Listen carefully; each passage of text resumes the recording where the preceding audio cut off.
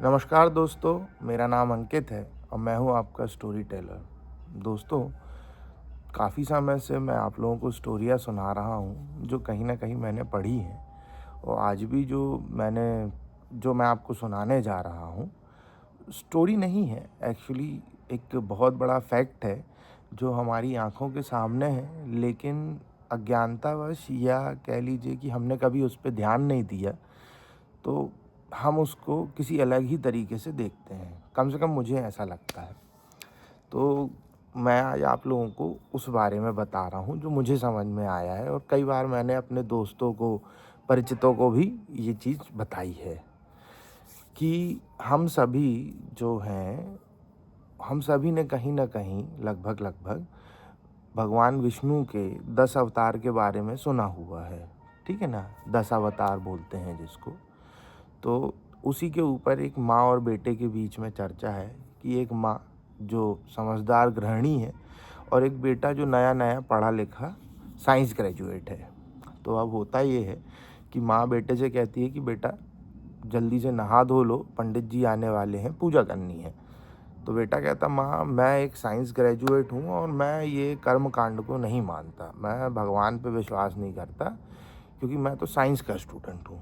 तो माँ बोलती है कि साइंस के स्टूडेंट होने में भगवान को ना मानने का उल्लेख कैसे आ गया? तो बोला, साइंस जो है तथ्यों पर आधारित है और भगवान और जो कर्म कांड है वो श्रद्धा पे आधारित है। तो मैं जो हूँ, क्योंकि साइंस का स्टूडेंट हूँ और मैं हर चीज़ में तथ्यों को ही देख के बात करता हूँ, इसलिए मुझे नहीं लगता कि भगवान की जो बातें हैं या कर्मकांड की जो बातें हैं वो किसी भी प्रकार के तथ्य पे आधारित हैं। वह सब की सब जो है वो श्रद्धा पे हैं। तो माँ कहती, ठीक, तुम्हारी बात मान लेते हैं कि चलो हम तथ्यों पे बात कर लेते हैं आज। तो बोला, हाँ चलो करते हैं। तो माँ कहती है, तुमने भगवान के 10 अवतार के बारे में सुना है? तो कहता, हाँ सुना है थोड़ा बहुत। और कहती है, तुम्हारे साइंस में इस पे क्या है? तो कहता, साइंस में क्या है? अरे भाई, साइंस में थ्योरी ऑफ एवोल्यूशन है, चार्ल्स डार्विन ने दी थी, जिसके तहत उनने ये बताया है कि कैसे जीवन की उत्पत्ति हुई और कैसे वो उत्पत्ति बढ़ते बढ़ते हम इंसानों तक आई। तो माँ कहती, ठीक, चलो आज हम उसी पे बात करते हैं। बेटा कहता, ठीक, बताओ क्या कहता है आपका धर्म? तो माँ कहती है, हम भगवान के 10 अवतार से शुरू करते हैं। तो बेटा कहता, ठीक है बताइए। तो माँ कहती है कि जब भगवान को ऐसा लगा कि पृथ्वी पे उनके पहले अवतार का समय आ चुका है, तो उन्होंने जीवन के संचार के लिए सबसे पहला अवतार पृथ्वी पर लिया। अब वो किस रूप में लिया? वो उन्होंने लिया मत्स्य अवतार के रूप में, यानी मछली के अवतार के रूप में। अब आप ध्यान दीजिएगा कि जीवन पृथ्वी पे सबसे पहले पानी में आया और पानी के जीव के रूप में आया। ठीक है, उसके बाद आता है भगवान का दूसरा अवतार, जिसको बोलते हैं कछुए का अवतार, यानी कि पानी से बाहर ज़मीन पे आने के लिए तैयार। ये भगवान का दूसरा अवतार था। अब उसके बाद आता है भगवान का तीसरा अवतार, जो कि है भगवान का वराह अवतार, यानी वो वाली स्टोरी जिसमें भगवान हिरण्याक्ष को मारने के लिए पृथ्वी पे आते हैं वराह रूप में, जंगली सुअर के रूप में हिंदी में कहें तो, चालू भाषा में, और पृथ्वी को क्षीर सागर से बाहर निकालते हैं, वो सागर से बाहर निकालते हैं और वापस उसकी कक्षा में स्थापित कर देते हैं। ये भगवान का तीसरा अवतार है। उसके बाद आता है भगवान का चौथा अवतार, यानी कि नरसिंह अवतार। अब आप देखिएगा कि हर अवतार पिछले अवतार से विकसित है ज़्यादा और ज़्यादा उन्नत होता जा रहा है। मछली का अवतार जो पूर्ण रूप से पानी में है, कछुए का अवतार जो पानी और ज़मीन दोनों जगह रह सकता है, फिर तीसरा अवतार है वराह अवतार, यानी कि कहने के लिए ये बताने का तरीका है कि वराह अवतार बुद्धि नहीं है, ताकत ज़्यादा है, जंगली है। चौथा अवतार नरसिंह अवतार, यानी आधा इंसान आधा जानवर। ठीक है ना। अब इस चौथे अवतार में नरसिंह भगवान दिखाए गए हैं। हम इसको ऐसे भी ले सकते हैं कि जो आदि मानव का अवतार हुआ करता था। भाई वो लगभग कैसे थे? आधे इंसान थे, आधे वानर थे, या जो भी हम समझ लें। फिर आता है भगवान का 5वां अवतार। अब 5वां अवतार कौन सा था?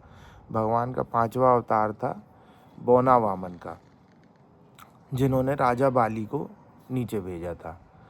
अब बौना वामन यानी कि साइंस की भाषा में हम अगर देखें तो हम इंसान जो है होमो सेपियंस हैं, और एक होते थे निएंडरथल, एक होते थे मुझे अब होमो इरेक्टस, ऐसे करके दूसरे भी प्रजातियां थीं, लेकिन समय के साथ वो विलुप्त होती चली गईं और बचे कौन से? होमो सेपियंस यानी कि हम।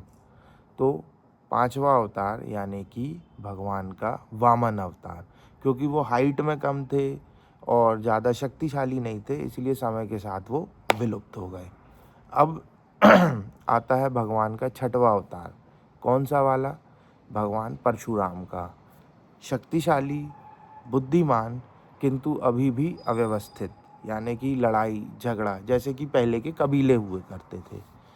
फिर भगवान का आता है 7वां अवतार, यानी कि भगवान श्री राम, जिन्होंने एक व्यवस्था बनाई। राजा कैसा, बेटा कैसा, पिता कैसा, भाई कैसा, पति कैसा, इन सारी की सारी व्यवस्थाओं को उन्होंने स्थापित किया, स्टैंडर्ड बनाए, लिविंग स्टैंडर्ड बोलते हैं जिसको हम। और उसके बाद में आते हैं भगवान श्री कृष्ण 8वें अवतार में, यानी कि एक कंप्लीट स्टेट्समैन, एक कंप्लीट व्यक्ति। राजा कैसा होता है? जो अच्छे के साथ अच्छा और बुरे के साथ बुरा भी कर सकता है।